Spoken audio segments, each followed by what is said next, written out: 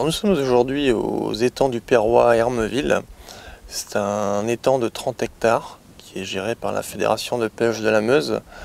C'est un projet qui a été créé il y a 2 ans, c'est-à-dire de recycler un ancien plan d'eau de production piscicole en étang à vocation dans la pêche sportive. Donc en fait c'est un étang qui est très peu profond. On a une petite fosse à l'entrée qui fait autour de 4,50 m, 5 m. Et dans la majeure partie des cas, on oscille entre 50 cm et 1 mètre de fond.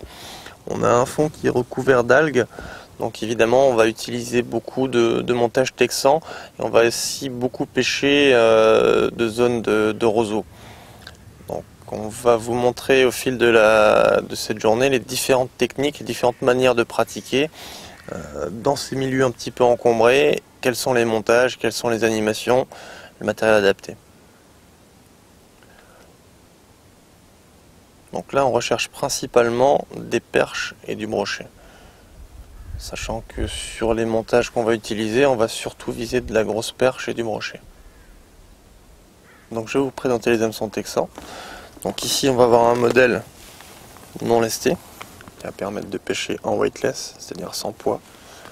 Texan qui va se présenter comme ça. Donc, on va l'enfiler par le bout. On rentre sur 1,5 cm, on le fait ressortir latéralement. Du côté on a la queue. On le fait traverser. Une fois qu'il est ici, quand on arrive à la courbure, on va le basculer.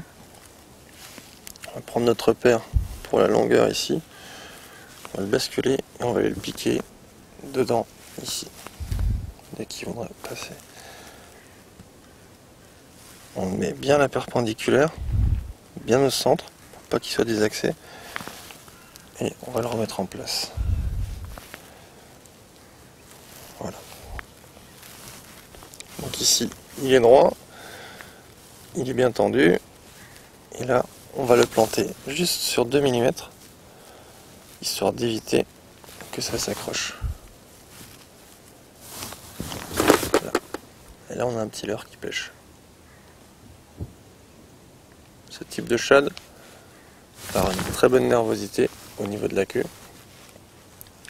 une bonne nage, ça réagit très bien. Ensuite, ce qu'on a fait pour être certain de pêcher toujours avec la courbure vers le bas, on a laissé un petit peu avec du plomb, ce qui va permettre de décoller un petit peu l'œillet dans l'hameçon qui pêche légèrement vers le bas, de bien passer à ras des herbiers. Donc on laisse un tout petit peu, c'est du montage artisanal avec du fil de plomb.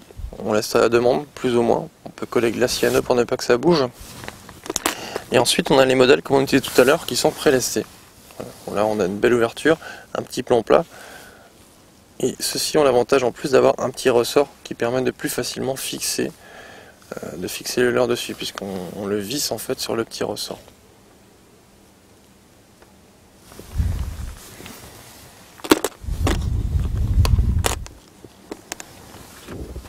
Donc le montage sur le ressort, on enfile le leurre, on le met bien en face, hein. On voit qu'on a un petit méplat ici, qui est en général à peu près de la taille du ressort, qu'on va visser. On va partir vers l'arrière. On l'enfonce pas trop, une fois que le leurre est sur la dernière spire, qu'il est bien dans l'axe, on le maintient. Dès qu'il est bon, on le colle pas contre pour garder de la mobilité, ça évitera que ça s'en mêle, ça travaillera mieux. Donc on va le piquer au bon endroit, ici, bien dans l'axe, on le fait ressortir bien droit, on le fait traverser, on le met en place. Là, il est bien linéaire, ici, on peut passer le doigt, on ne s'accroche pas, et pour le verrouiller, pour éviter qu'il ressorte, on va le rentrer au bout, sur 2 mm dans l'hameçon, dans le leurre. Voilà, dans le leurre, et là ça bouge plus. Là on peut passer sans aucune difficulté sur les herbiers, ça pique pas que ce soit dans ce sens là, dans ce sens là. Donc le leurre lui va travailler de cette manière, il va évoluer comme ceci. À la tirée il va remonter, à la descente il va retravailler. Le gros intérêt des hameçons un petit peu lestés, c'est que le poids va entraîner le leurre vers le bas et la queue va travailler aussi bien la descente qu'à la remontée.